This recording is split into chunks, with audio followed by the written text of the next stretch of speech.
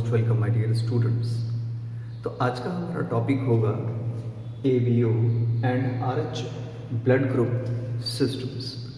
Actually 30 से भी ज़्यादा मेजर ब्लड ग्रुप सिस्टम्स अब तक डिस्कवर किए जा चुके हैं और 100 से भी ज़्यादा माइनर ब्लड ग्रुप्स को हम डिस्कवर कर चुके हैं। अभी तक हमारे साइंटिस्ट लोगों ने इतना ढूंढ लिया है, जिसमें से दो ह्यूमन बींग्स के लिए दो बहुत ही इम्पॉर्टेंट ब्लड ग्रुप्स हैं। एक तो ABO सिस्टम है और दूसरा RH सिस्टम। ये दोनों ही हमारे लिए बहुत इम्पॉर्टेंट है, खासकर क्लिनिकल एस्पेक्ट में। खासकर क्लिनिकल एस्पेक्ट में अगर बात करें तो ये बहुत ज़्यादा इम्पॉर्टेंट है।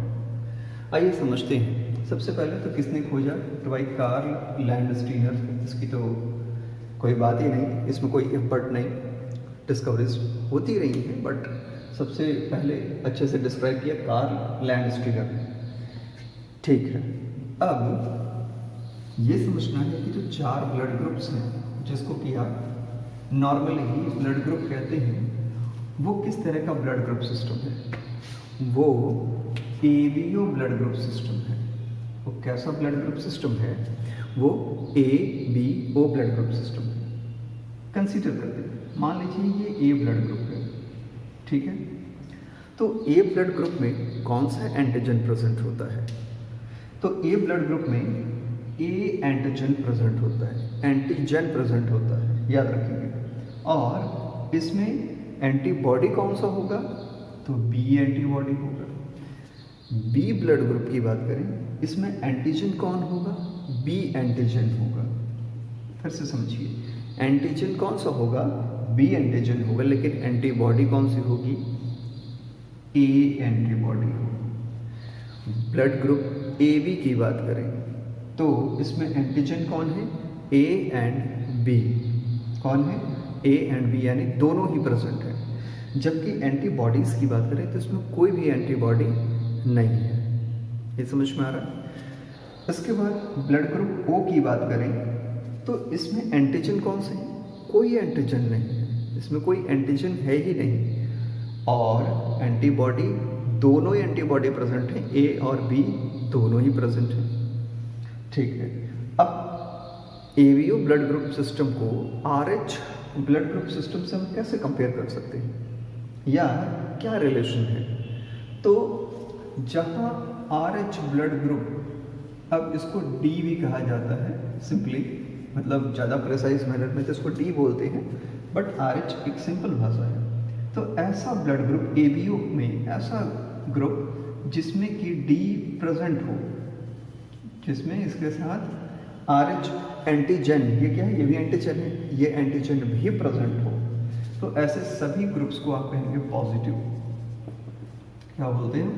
हम बोलते हैं पॉजिटिव। और जहाँ पे ये एब्सेंट हो, तो इसको हम बोलते हैं नेगेटिव। क्लियर हो गया? इजी है। तो मान लीजिए कि ये ब्लड ग्रुप है, अगर इस A वाले पे RH प्रेजेंट है तो ये क्या हो जाएगा? A positive. और यहाँ पे अगर A ब्लड ग्रुप में मान लीजिए कि इसके साथ RH एब्सेंट है तो ये हो जाएगा A नेगेटिव। ये समझ में आ रहा है?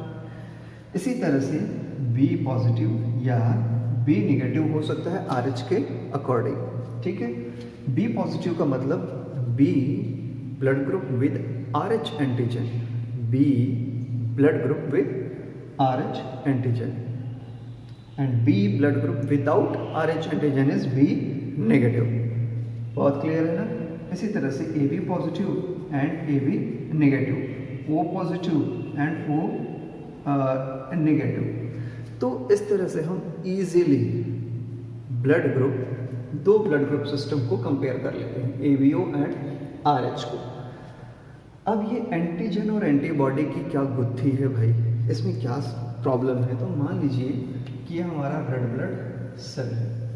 अब इस रेड ब्लड सेल पे क्या है? A एंटीजन प्रेजेंट है, इस पे A एंटीजन प्रेजेंट है। बहुत सारे एंटीजन होंगे, बिलियंस के नंबर में होंगे, समझने के लिए 2 या 4 बना रहे थे।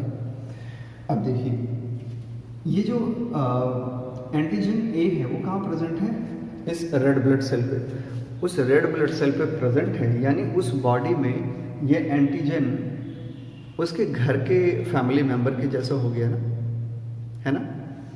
तो इसके लिए कोई एंटी एक्टिविटी प्रोड्यूस नहीं होगी। समझ में आ रहा है? ये एंटीजन आरबीसी पे प्रेजेंट है, और जिस बॉडी में ये आरबीसी होगा जिसमें कि एंटीजन ए प्रेजेंट है, उसके लिए तो ये बिल्कुल फैमिलियर है। तो वो क्या करेगा, इसके लिए कोई एंटीबॉडी प्रोड्यूस नहीं करेगा। लेकिन क्योंकि यहाँ बी एंटीजन नहीं है, तो वहाँ पे बी एंटीजन के लिए एंटीबॉडीज रहेंगे, यानी प्रोड्यूस करेगी बॉडी। तो जैसे हम कहते हैं कि ब्लड ग्रुप ए, इसका मतलब एंटीजन ए प्रेजेंट है। तो एक बहुत ही सिंपल कॉन्सेप्ट कि ब्लड ग्रुप का आइडेंटिफिकेशन एंटीजन के बेसिस पे होता है, ना कि एंटीबॉडीज के बेसिस पे। ये समझ में आ गया? ठीक है। तो एंटीजन प्रेजेंट है ए, ठीक। तो एंटीबॉडी यहाँ कौन हो जाएगा? बी, क्योंकि इसको ये ब्लड ग्रुप सिस्टम नहीं पहचानेगा, ये बॉडी नहीं पहचानेगी। सिमिलर फैशन में अगर मान लीजिए कि ये एक आरबीसी है और इसके सरफेस पे बी एंटीजन आपकी बार प्रेजेंट है, तो जिसकी बॉडी में ये बी वाला प्रेजेंट है ना, वहाँ पे क्या होगा, वहाँ पे बी को आइडेंटिफाई करने के लिए तो उसकी बॉडी, क्योंकि वो जब से फीटस लाइफ है तब से इसको आइडेंटिफाई कर रहा है, तो इसके लिए तो फैमिलियर है, बट ए को बिल्कुल भी आइडेंटिफाई नहीं करेंगे। तो बी एंटीजन जहाँ पे, यानी बी ब्लड ग्रुप में बी एंटीजन तो है लेकिन ए है नहीं, तो ए के लिए क्या होगा कि एक एंटीबॉडी पहले से मॉलिक्यूल तैयार है। तो हम कह सकते हैं कि बी ब्लड ग्रुप में एंटीजन तो बी होता है, लेकिन एंटीबॉडी कौन होगा? ए ना। अनदर केस, तीसरा केस देख लीजिए। मान लीजिए ये है और इसमें रेड ब्लड सेल पे ए और बी एंटीजन दोनों ही प्रेजेंट है। ए और बी एंटीजन दोनों ही प्रेजेंट है, दोनों ही डोमिनेंट हैं, इसलिए अपने आप को एक्सप्रेस करते हैं। दोनों ही डोमिनेंट है इसलिए अपने आप को एक्सप्रेस करते हैं, तो को डोमिनेंस की कंडीशन हो गई। ये समझ में आ रहा है? अब यहाँ ए एंटीजन भी है और बी एंटीजन भी है और ये बचपन से प्रेजेंट है, तो दोनों ही क्या हो गए? फैमिली हो गए, फैमिलियर है बॉडी से। ना तो वो बॉडी ए के लिए एंटीबॉडी प्रोड्यूस करेगी, ना ही उस ऑर्गेनिज्म की बॉडी बी के लिए कोई एंटीबॉडी प्रोड्यूस करेगी। इसीलिए यहाँ पे कोई भी एंटीबॉडी नहीं होता है। अब क्योंकि एंटीबॉडी है ही नहीं, तो किसी का भी ब्लड इनको दे दीजिए, ये इजीली एक्सेप्ट कर लेते हैं। इसीलिए ए बी ब्लड ग्रुप को यूनिवर्सल एक्सेप्टर कहा जाता है। क्या बोलते हैं? Universal acceptor, universally accepted. अब समझ में आ रहा है? ओके। नेक्स्ट केस ले लीजिए, ब्लड ग्रुप ओ। अब ब्लड ग्रुप ओ की जो रेड ब्लड सेल है, इसके सरफेस पे कोई भी एंटीजन नहीं है, ना तो ए और ना ही बी। अब इसका मतलब कि ऐसा नहीं है कि कोई और एंटीजन होगा ही नहीं, होगा। स्पेशली हम एक एंटीजन कहते हैं एच, एच यहाँ प्रेजेंट होता है, लेकिन ए और बी में से कोई नहीं होता है। ये समझ में आ रहा है? तो अब ये जो ए और बी दोनों ही एब्सेंट है, तो हमने लिखा है कि एंटीजन कोई भी नहीं है, नन। किसमें? ब्लड ग्रुप ओ में। लेकिन एंटीबॉडीज कौन है? ए और बी दोनों ही हैं। ऐसा क्यों? क्योंकि इसके सरफेस पे ना तो ए एंटीजन है ना बी है, तो वो बॉडी ना तो ए के लिए फैमिलियर है ना बी एंटीजन के लिए फैमिलियर है, तो उनके लिए क्या करते हैं? एंटीबॉडीज प्रोड्यूस करके रखते हैं। तो जैसे ही हम ट्रांसफ्यूज करते हैं ब्लड को, कोगुलेट करता है और क्लम्प हो जाता है। ये समझ में आया? अब आपने देखा कि यहाँ पे कोई भी एंटीजन नहीं है, कोई भी एंटीजन नहीं है, तो इजीली आप कहीं पे इसको ट्रांसफ्यूज करिए। ये समझ में आ रहा है ना? कहीं पे ट्रांसफ्यूज करिए, लेकिन यहाँ पे दोनों एंटीबॉडीज हैं, तो इस क्या है कि इसको कोई भी ब्लड दे नहीं सकता। ये तो सबको दे सकता है, बट ओ वाला सबसे ले नहीं सकता। इसको सिर्फ ओ से ही लेना पड़ेगा। इसको ब्लड किससे लेना पड़ेगा? ओ से। सो this is what universal donor, donate तो कर सकता है पर एक्सेप्ट नहीं कर सकता।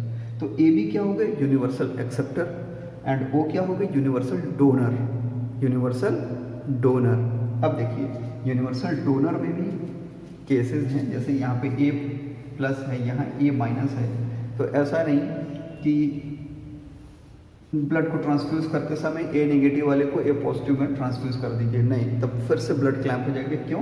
क्योंकि अनदर जो ब्लड ग्रुप सिस्टम है RH, वो इसको आइडेंटिफाई करेगा और उसको क्या करेगा, ब्लड की क्लम्पिंग करा देगा। बेसिक कॉन्सेप्ट क्लियर हो गया?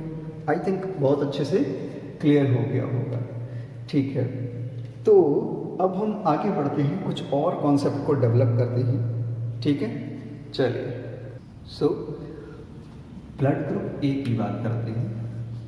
ब्लड ग्रुप ए, ब्लड ग्रुप ए के जो आरबीसी होते हैं उसके सरफेस पे ए एंटीजन एनॉर्मस अमाउंट में सफिशिएंटली प्रेजेंट होते हैं।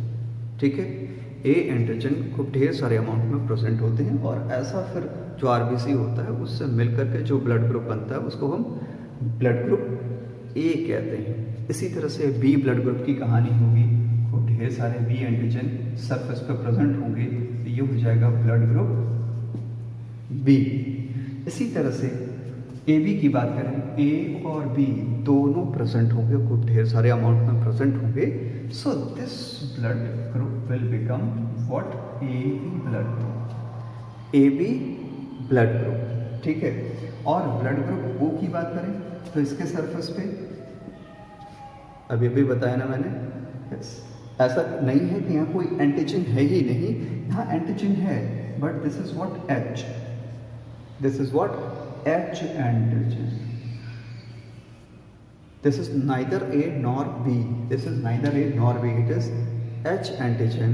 और क्योंकि यहाँ A भी नहीं है B भी नहीं है तो इसको बोलते हैं ज़ीरो। तो स्टार्ट हुआ था ज़ीरो, लेकिन कुछ समझदार लोगों ने इसको A और B के साथ मैच करा दिया और बोलना शुरू कर दिया O। तो ये हो गया O ब्लड ग्रुप। ठीक है, ज़ीरो का मतलब ज़ीरो एंटीजन, मतलब A और B दोनों में से कोई भी नहीं, लेकिन बाद में ये O हो गया लेटर ऑन। अब ये क्या बवाल है, मतलब यहाँ पे H हो गया, पता नहीं कहाँ से H आ गया, अभी तक तो हमने पढ़ा था कुछ नहीं होता, ये A है, ये B है, ये AB है क्या? क्या मैच्योर आरबीसी में न्यूक्लियस होता है? नहीं होता है, न्यूक्लियस तो एब्सेंट है। न्यूक्लियस क्या है? एब्सेंट है। फिर ये बन कैसे रहे हैं? एक्चुअल में जब रेड ब्लड सेल्स शुरू में बन रही होगी, यानी एरिथ्रोब्लास्ट की कंडीशन में, वहाँ तो न्यूक्लियस होगा ना, वहाँ जो न्यूक्लियस होगा उसी समय जो पर्टिकुलर जीन और क्रोमोसोम, उनके एक्सप्रेशन से ये एंटीजेंस बन के रेडी हो चुके थे। समझने के लिए मैं आपके लिए एक अलग से फिगर ड्रॉ करता हूँ जिसमें आपको इजीली समझ में आएगा कि ये बने कैसे, है ना। चलिए थोड़ा बड़ा सा फिगर ड्रॉ करते हैं ताकि आपको साफ सुथरा दिखे भी।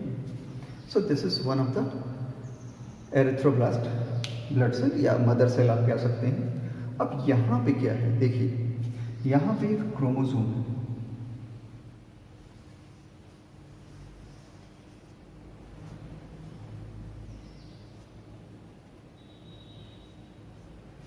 यहाँ पे एक क्रोमोसोम है। This is chromosome number what, yes 19, good. तो क्रोमोसोम नंबर 19 जो है उसके पर्टिकुलर लोकस से ट्रांसक्रिप्शन होता है, आपको पता ही। फिर उसके बाद एक एंजाइम बनेगा fucose transferase, what, fucose transferase. ठीक है, फ्यूकोज ट्रांसफरेज है तो किसको ट्रांसफर करेगा? फ्यूकोज को ट्रांसफर करेगा।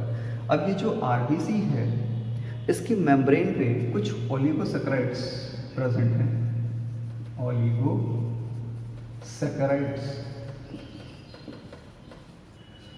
मेरे प्रीवियस वीडियो में आपको मिल जाएगा और सैकेराइड्स के क्लासिफिकेशन में ओलिगोसैकेराइड क्या होता है। नॉर्मली जो 11 मोनोसैकेराइड तक पहुंचते हैं अप टू 11, है ना, तो उसको ओलिगो कैटेगरी में रख, 7 to 11 होता है तो उसको हम क्या कहते हैं? ओलिगोसैकेराइड कहते हैं। फिर उसके बाद तो पॉलीसैकेराइड की कंडीशन आ जाती है, तो प्रीवियस वीडियो देख लेंगे, आपको कॉन्सेप्ट क्लियर हो जाएगा।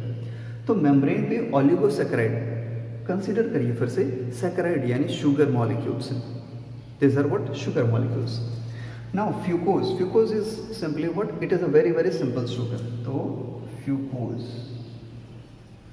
इसको मैं ग्रीन कलर के ओवल स्ट्रक्चर से दिखा देता हूँ। So fucose transferase actually transfer this fucose molecule to the oligosaccharide which are present at the membrane, which are present here at the membrane of this red blood cell. Okay, you can observe it very, very clearly. Okay, now this particular molecule, this oligosaccharide along with fucose molecule, now this is known as H factor, or you can say H substance, or you can say H antigen. Very particularly this is what H antigen. तो ऐसा बिल्कुल भी नहीं है कि O blood group है ना, यहाँ पे कोई एंटीजन होता ही नहीं है, यहाँ पे एंटीजन प्रेजेंट है, आप देख रहे हो क्या, H एंटीजन। तो H एंटीजन क्या है, एक मॉडिफाइड फॉर्म हो गया, इस ओलिगोसैकेराइड में फ्यूकोज यानी एक सिंपल शुगर जुड़ गया, तो now it become what, it becomes H antigen. हालांकि ये बहुत स्ट्रॉन्ग इम्यूनोलॉजिकल रिस्पॉन्स नहीं रखता है, इसलिए इसकी जो एक्टिविटी होती है उसको हम ज़ीरो समझ लेते हैं, बट इसका मतलब बिल्कुल भी नहीं है कि एंटीजन प्रेजेंट है ही नहीं। तो H एंटीजन याद हो गया, गुड। अब ये कहानी हो गई किसकी, ये कहानी हो गई इस मॉलिक्यूल की, लेकिन अभी इस कहानी में ट्विस्ट बाकी है। पहले हम समझते हैं A, B, AB और फिर आएंगे H पे। ओके, शुरू करते हैं। तो अब ब्लड ग्रुप ए को पहले समझ लेते हैं, फिर blood group B, A B, और फिर ये स्टोरी तो लगभग आपको समझ में आ गई है। तो ब्लड ग्रुप ए की जो प्रिकर्सर सेल्स हैं, वहाँ पे जो क्रोमोसोम 19 है उसके पर्टिकुलर लोकेशन से फ्यूकोज ट्रांसफरेज बनेगा, जो फ्यूकोज को ट्रांसफ़र करेगा मेम्ब्रेन पे, ओलिगोसैकेराइड से ले जाके उसे जोड़ देगा। तो चलिए उसे पहले हम जोड़ देते हैं। यहाँ पे ये फ्यूकोज मॉलिक्यूल्स हो गए जो ट्रांसफ़र हो गए और यहाँ पे अटैच हो गए। So these fucose molecules when attached with the oligosaccharide which are present on the membrane, now these are what, simply these are termed as H antigen. ये क्या हो गए, H एंटीजन हो गए। Now there is another autosome, chromosome number 9, chromosome number 9, ये बहुत important है, इसको नोट जरूर कर लीजिएगा। क्रोमोसोम नंबर 9 में, अब भाई कोई भी क्रोमोसोम होगा तो होमोलॉगस पेयर में होगा, तो यहाँ पे भी दो पेयर्स हैं, एक फादर की तरफ से मिला हमें और एक हमारी मदर की ओर से मिला है, ठीक है। दोनों के पर्टिकुलर लोकस पे जीन प्रेजेंट है, मान लीजिए ये पर्टिकुलर लोकस दोनों में, ठीक है। तो जो जीन प्रेजेंट है वो स्पेसिफिकली एक ट्रांसफरेज को फिर से प्रोड्यूस कर सकता है, and this is commonly termed as transferase A, commonly termed as transferase A, but more precisely this is what, an galactosamine, it is N-acetyl galactosamine transferase, ठीक है। अब ये बहुत बड़ा सा नाम है, इसको शॉर्टकट में हम क्या कहते हैं, ट्रांसफरेज ए, इसको क्या बोलते हैं हम शॉर्टकट में, ट्रांसफरेज ए। ये एंजाइम करता क्या है कि ये मॉलिक्यूल N-acetyl galactosamine को ट्रांसफ़र करेगा कहाँ पे, इस टॉप पोजीशन पे, सभी के सभी टॉप पोजीशंस पे, और here now they are present, the triangles are Naga, shortcut में इसको हम क्या कहते हैं, नागा। N-acetyl galactosamine को शॉर्टकट में हम NAGA, दैट इज नागा, तो नागा बोलते हैं। अब नागा भाई साहब यहाँ पहुँच गए, है ना, यस। तो अब ये जब नागा मॉलिक्यूल्स यहाँ पे पहुँच गए हैं, now this H antigen is converted into A antigen, now this is converted into A antigen, and hence the blood which is formed is what, having a group of A, तो ऐसे blood group को हम कहेंगे कि ए blood group है। तो ए blood group का formation कैसे हुआ? एच एंटीजन पे एन एसिटिल गैलेक्टोजामीन का मॉलिक्यूल जब जाके यहाँ पे जुड़ गया तो पर्टिकुलरली अब वो मेम्ब्रेन पे क्या एक्सप्रेशन शो कर रहा है? ए एंटीजन का एक्सप्रेशन शो कर रहा है, and so the blood with A antigen is formed. Clear हो गया? गुड। चलिए बी ब्लड ग्रुप की कहानी भी साथ में समझ लेते हैं, कंपेयर कर लेते हैं साथ में बिना किसी दिक्कत के। ठीक है, अब ये रेड ब्लड सेल है तो इसके सरफेस पे फिर से वही ऑलिगोसैकेराइड्स प्रेजेंट होंगे। So these are some oligosaccharides. Okay, again here we have chromosome number what 19 है ना, क्रोमोसोम नंबर 19।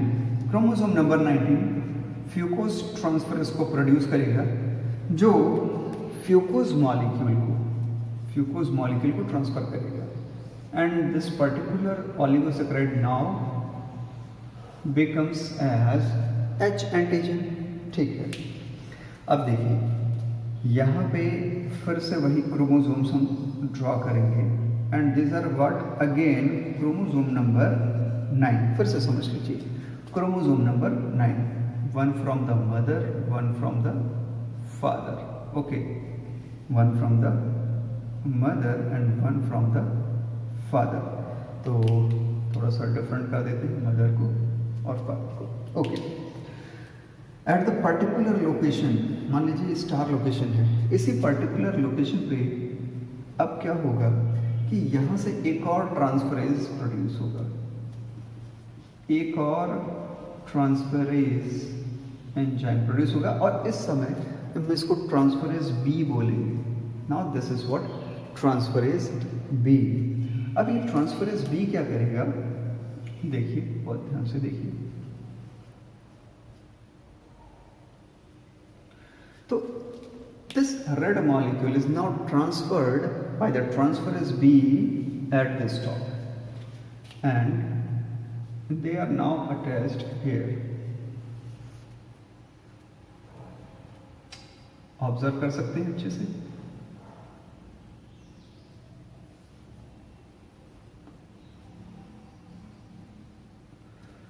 ओके, ये मॉलिक्यूल्स हैं क्या? ये तो भाई नागा मॉलिक्यूल था, ये तो आपको समझ में आ गया, ठीक है ना। ये मॉलिक्यूल क्या है? ये सिंपली गैलेक्टोज है। ये सिंपली क्या है? गैलेक्टोज। ठीक है, तो ट्रांसफरेज बी इस मॉलिक्यूल यानी गैलेक्टोज को ट्रांसफर करता है इधर, ठीक है, and by this way the particular H antigen is now converted into B antigen. This is converted into B antigen. Okay, this is converted into now into B antigen. कहीं कोई दिक्कत इसमें, कहीं कोई प्रॉब्लम?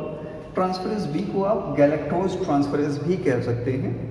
तो पर्टिकुलरली ये transferase B galactose transferase है क्योंकि गैलेक्टोज को ट्रांसफर कर रहा है H एंटीजन के पास। Now this will become blood group B। Story एकदम क्लियर हो रही है ना। चलिए अब एक और फिगर ड्रॉ कर लेते हैं समझने के लिए। सो अब ये थर्ड वाली कंडीशन भी देख लेते हैं जहाँ पे ब्लड ग्रुप ए भी बनता है। होता क्या है कि क्रोमोसोम 19 से तो फ्यूकोज ट्रांसफरेज बना, जिसने फ्यूकोज ट्रांसफर किया एलिगोसैकेराइड पे, और ये बन गए एच एंटीजन। इसके बाद हमारे पास क्रोमोसोम नंबर 9 है, हमारे पास क्रोमोसोम नंबर 9। बट यहाँ पे क्या है कि जो हमारे दोनों क्रोमोसोम के लोकस हैं वो दोनों ही एक्टिव हैं और इक्वली डोमिनेंट हैं, यानी को डोमिनेंट कंडीशन में हैं। तो इसमें से किसी भी एक लोकस से, इधर इट इज़ मेल क्रोमोसोम और फीमेल वन टाइप, जो मेल पेरेंट्स आए हैं, फीमेल पेरेंट्स है, किसी भी मैटरनल पैटर्नल कहीं से भी आया हो, कोई एक क्रोमोसोम ट्रांसफरेज ए को प्रोड्यूस करेगा, ठीक है, और दूसरा वाला ट्रांसफरेज बी को। In the particularly single cell, इसी पर्टिकुलर सेल में ये दोनों ट्रांसफरेज प्रोड्यूस हो रहे हैं। अब ट्रांसफरेज ए क्या करेगा कि नागा को ट्रांसफर कर देगा, नागा को ट्रांसफर करेगा कुछ सेल्स पे, जो मेम्ब्रेन पर प्रेजेंट कुछ सेल्स है, और ट्रांसफरेज बी क्या करेगा भाई, तो बी भी कुछ मॉलिक्यूल्स जो गैलेक्टोज के हैं उनको ट्रांसफर करेगा, है ना, कुछ मॉलिक्यूल्स को ट्रांसफर कर देगा। सो इस तरह से क्या हो जाएगा, मॉलिक्यूल्स को ट्रांसफर होगा सरफेस पे, okay, and by this way both molecules यानी एन एसिटिल गैलेक्टोजामीन और galactose, N acetyl galactosamine and galactose both are transfer to the H antigen. तो ये क्या होता है, ये होता है एंटीजन, एंटीजन ए, और ये क्या कहलाता है, जिसमें गैलेक्टोज है केवल, ये है antigen, antigen B. Since both are present on a single cell, this cell is known as with the combination A B। तो इस तरह के ब्लड ग्रुप जब डेवलप होगा तो उसको हम बोलेंगे AB ब्लड ग्रुप। अब O वाले की क्या कहानी है, देखिए O वाले में हमने ये तो समझ लिया कि क्रोमोसोम 19 से फ्यूकोस ट्रांसफरेज आया, फ्यूकोस ट्रांसफरेज ने फ्यूकोस को ट्रांसफर किया, ओलिगोसैकेराइड से जुड़ गया और ये H एंटीजन में कन्वर्ट हो गया। तो क्या यहाँ पे क्रोमोसोम 19 नहीं होगा, अरे होगा भाई, वो तो होगा ही, बिल्कुल। तो ये हो गया क्रोमोसोम 19, ठीक है। यहाँ भी क्रोमोसोम 9 प्रेजेंट है हमारा, क्रोमोसोम 19 तो पहले से प्रेजेंट रहेगा ही, क्रोमोसोम 9 भी प्रेजेंट होंगे, ठीक है। बट एवोल्यूशन के कोर्स में इनके जो पर्टिकुलर लोकस है जहाँ से कि ये ट्रांसफरेज बन रहे थे, उसमें म्यूटेशन हो गया। क्या हो गया, म्यूटेशन हो गया। उस म्यूटेशन की वजह से या तो ट्रांसफरेज बनते ही नहीं हैं, या तो फिर अगर ये बन भी जाते हैं तो इतने कम अमाउंट में बनते हैं कि वो ट्रांसफ़र नहीं कर पाते मॉलिक्यूल्स को, सरफेस पे ले जाके उसकी एक्टिविटी को एक्सप्रेस नहीं करवा पाते हैं। तो इस तरह से O ब्लड ग्रुप का डेवलपमेंट हो गया। तो इस तरह से ये 4 ब्लड ग्रुप्स बनते हैं। इस स्टोरी में आई थिंक कहीं भी कोई प्रॉब्लम नहीं होगी, फिर भी अगर होगी तो मुझसे पूछ लेंगे, मैं फिर से बता दूंगा। अब चलिए शुरू करते हैं RH ब्लड ग्रुप सिस्टम, और फिर ये जो अभी आपने पढ़ा उसको कंपेयर भी करते रहेंगे RH ब्लड ग्रुप सिस्टम से। बस आप याद रखेंगे कि ये जो भी एंटीजन बन रहे हैं यहाँ पे, ये सब क्या है, शुगर है।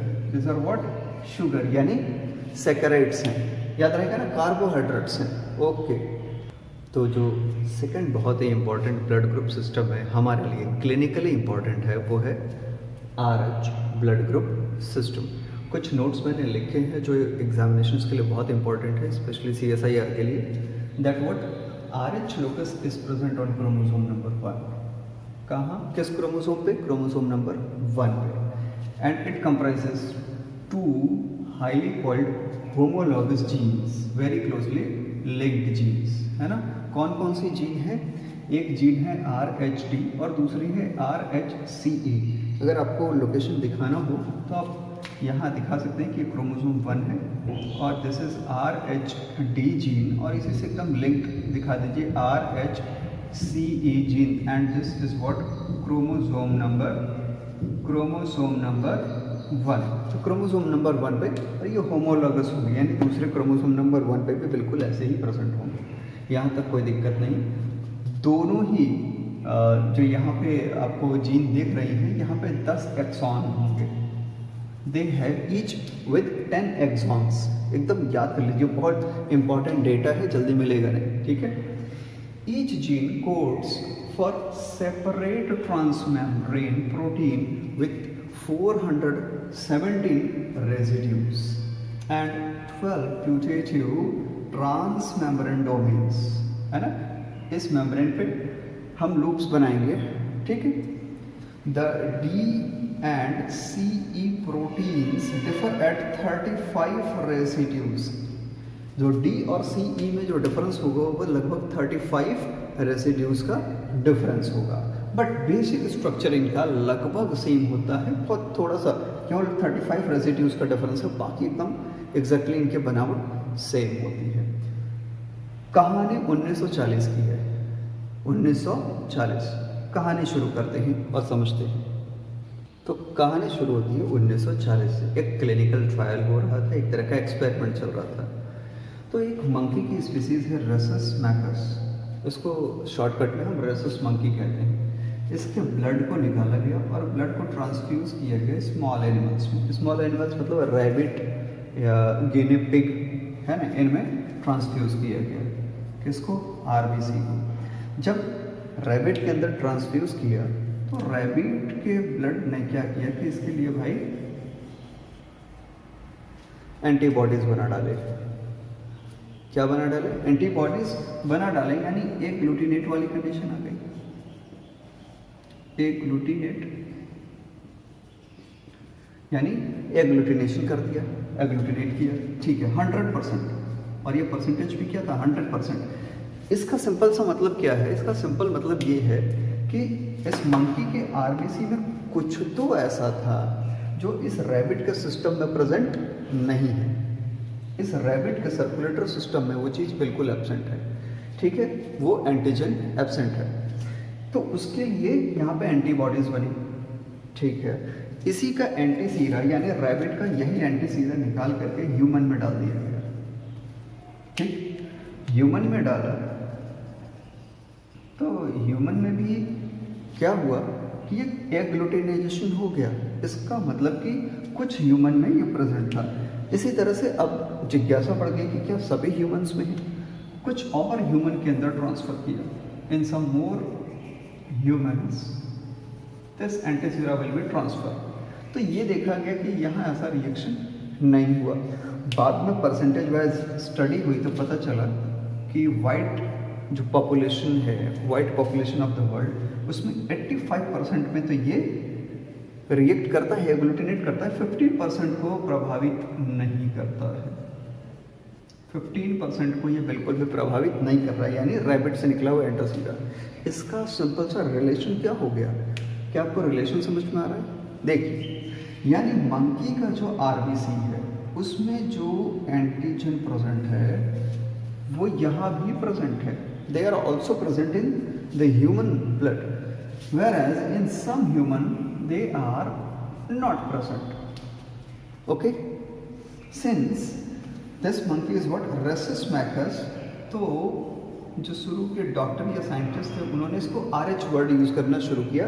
Means some RH factor is present in these people, whereas these are absent in such peoples. So now they are not the people having the RH factor, they are known as what? RH positive. और जहाँ absent है वो क्या हो गए? RH negative. और धीरे धीरे इसके लिए प्लस और माइनस यूज होने लगा। तो अब आप कंपेयर कर सकते हैं कि जिसका ब्लड ग्रुप ए होगा, जिसका ब्लड ग्रुप ए होगा और जिसमें ये फैक्टर प्रेजेंट होगा उसको हम क्या कहते हैं? ए पॉजिटिव। क्या कहते हैं? ए पॉजिटिव। और जिनमें एब्सेंट हो गया, मान लीजिए ए ही ब्लड ग्रुप है, उसको हम बोलेंगे ए नेगेटिव। तो बेसिक कॉन्सेप्ट तो समझ में आ गया ना, कहानी कैसे शुरू हुई।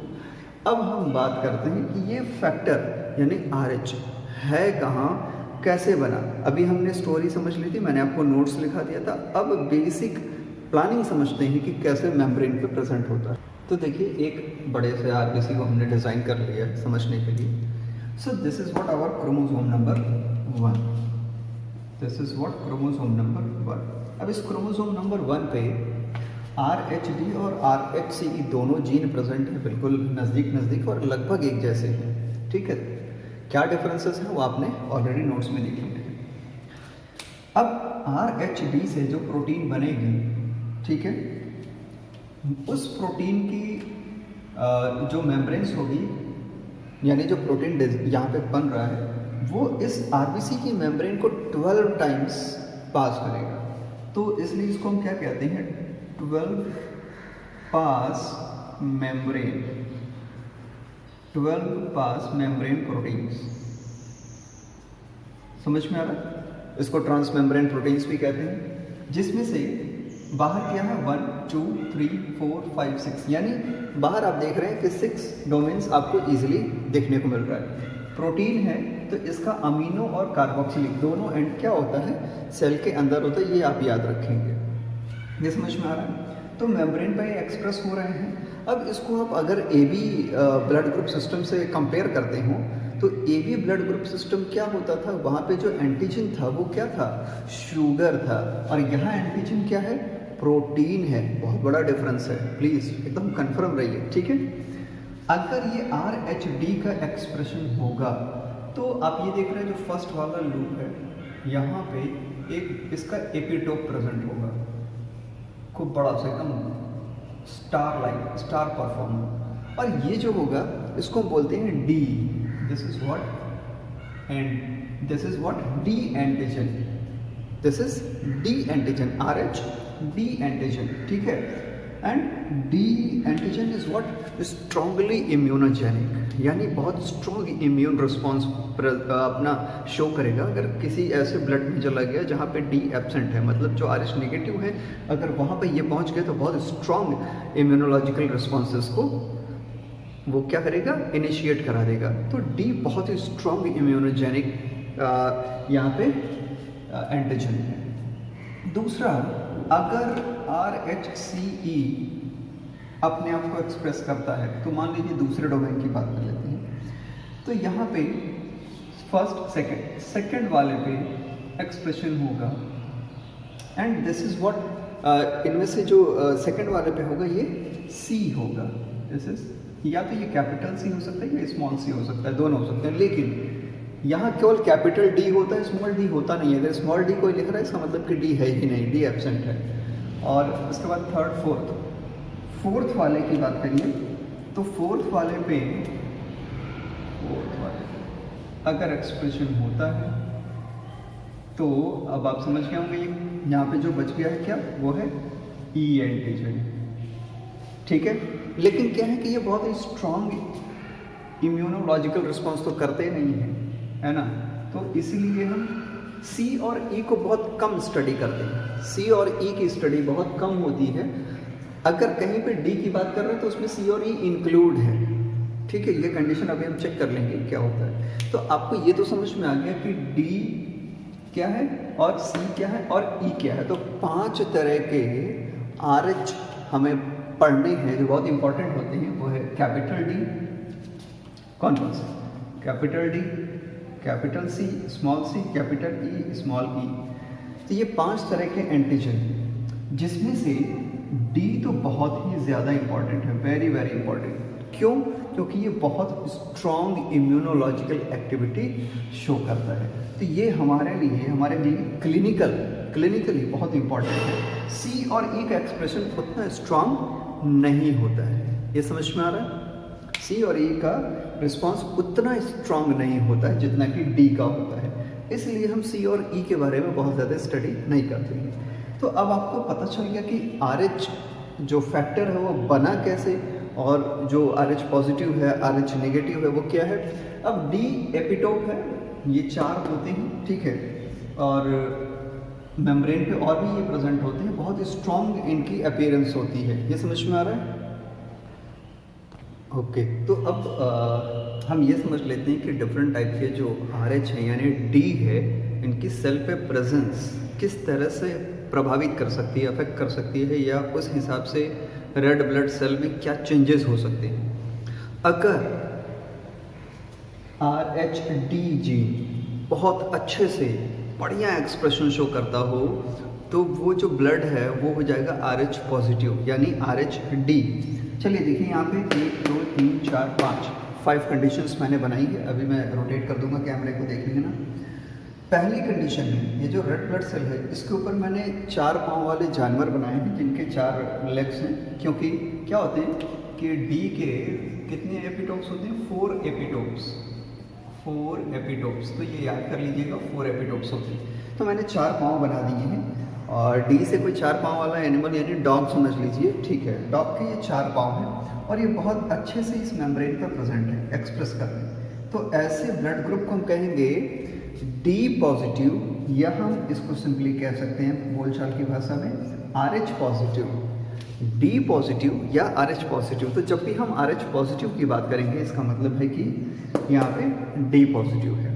जहाँ पे ये डॉग्स एब्सेंट होंगे यानी इस मेम्ब्रेन पे पूरी तरह से क्या होगा, डी एंटीजन एब्सेंट होगा, तो उसको हम बोलेंगे डी नेगेटिव या RH नेगेटिव। यहाँ तक ठीक है। अब आगे एक कंडीशन आती है जहाँ पे डी का एक्सप्रेशन कम होता है, बहुत अच्छे से अपने आप को ये एक्सप्रेस नहीं कर पाता है। तो डी एंटीजन बना तो सरफेस पे है तो, पर उसकी अमाउंट बहुत कम है, तो quantitative, it is what, quantitative difference produce करता है। तो क्वांटिटेटिव डिफरेंस क्वांटिटी में कम हो गए, तो ऐसे ब्लड ग्रुप को हम कहते हैं कि they have what, weak D, बहुत ही कम डी है उनके पास, वीक डी है। नेक्स्ट एक कंडीशन आती है, अगर I slightly move this, okay, next एक कंडीशन आती है जब RH डी एक्सप्रेस तो करता है और लगभग डी बनते भी है, बट उनके एपिटोप्स में प्रॉब्लम आती है, वो कहीं ना कहीं से डिस्टर्ब रहते हैं, कोई ना कोई उसमें प्रॉब्लम रहती है। जैसे यहाँ पे बना तो लेकिन एक ही लेग बना, यहाँ पे 2 ही है, यहाँ 3 है, मतलब कि क्वालिटी में प्रॉब्लम आ गई, क्वालिटेटिव। तो ऐसे जो क्या बोलते हैं मेम्ब्रेन होंगे उनको हम कहेंगे they are with the partial D. देख रहा है सबको, ये कैसे हो गया पार्शियल डी के साथ, ये है RH पॉजिटिव या डी पॉजिटिव, ये है डी नेगेटिव, ये है वीक डी, ये है पार्शियल डी। अब एक कंडीशन आती है RH नल, हालांकि ये बहुत रेयर ऑफ द रेयरेस्ट है, आप इसको रेयर कह सकते हैं, रेयरेस्ट भी कह सकते हैं। RH नल, तो बहुत सारे लोग कंफ्यूज होते हैं कि D negative is RH null, no don't be confuse. D negative का सिंपल मतलब है कि डी एब्सेंट है यानी डॉग्स एब्सेंट है। RH नल का मतलब होता है कि जब RH डी का एक्सप्रेशन ना हो तो इसका मतलब डी बनेगा नहीं, साथ ही साथ RHCE का एक्सप्रेशन भी बिल्कुल भी ना हो, क्योंकि इन सभी केसेस में हम RHCE के एक्सप्रेशन की बात नहीं कर रहे हैं, क्योंकि ये मान लिया गया है कि वो तो प्रेजेंट होंगे ही होंगे, ठीक है। लेकिन जब RH नल कंडीशन होगी इसका मतलब कि ना तो D होगा और ना ही C और E प्रेजेंट होंगे, इनमें से कोई भी प्रेजेंट नहीं होगा, and this is the condition what, RH नल। तो मुझे लगता है कि आपको फंडामेंटल्स बहुत अच्छे से समझ में आ गई, यहाँ तक कहीं किसी को कोई दिक्कत नहीं होगी। अब आप सोच रहे होंगे कि फिर AB पॉजिटिव AB नेगेटिव कैसे है, तो इसको सिंपल से बहुत सिंपली आप क्या कर सकते हैं, ब्लड ग्रुप के साथ मिला सकते हैं। मान लीजिए कि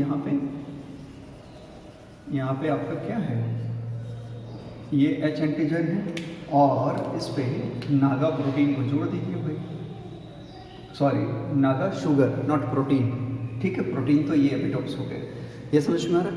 अब ये क्या है, ये है A एंटीजन। सो ऐसा रेड ब्लड सेल जिसमें A एंटीजन प्रोड्यूसर ऑलरेडी वहाँ पे बना हुआ है और साथ ही साथ कौन प्रोड्यूस हो रहा है, D भी प्रोड्यूस हो रहा है, तो इसको आप कहेंगे A पॉजिटिव। इसको क्या बोलेंगे, A पॉजिटिव। और अगर ये D एब्सेंट होता तो ये होता A नेगेटिव। अब मान लीजिए कि इस सरफेस पे अगर B होता, मान लीजिए कि इसी सरफेस पे अगर B शुगर या B एंटीजन प्रेजेंट होता है ना, ये क्या हो गया, B एंटीजन हो गया। तो B के साथ अगर D प्रेजेंट होता तो इसको आप कहते हैं B पॉजिटिव। और अगर इस सरफेस पे दोनों प्रेजेंट है A और B तो AB पॉजिटिव, अगर ये एब्सेंट होता तो AB नेगेटिव। ये समझ में आ रहा है ना। तो ये स्टोरी है ABO ब्लड ग्रुप सिस्टम और RH ब्लड ग्रुप सिस्टम की। कहीं भी कोई कन्फ्यूज़न हो तो प्लीज़ आप बिल्कुल फ्री हैं, मुझे कॉल करिए, मैं आपको आंसर ज़रूर दूंगा। Thank you very much.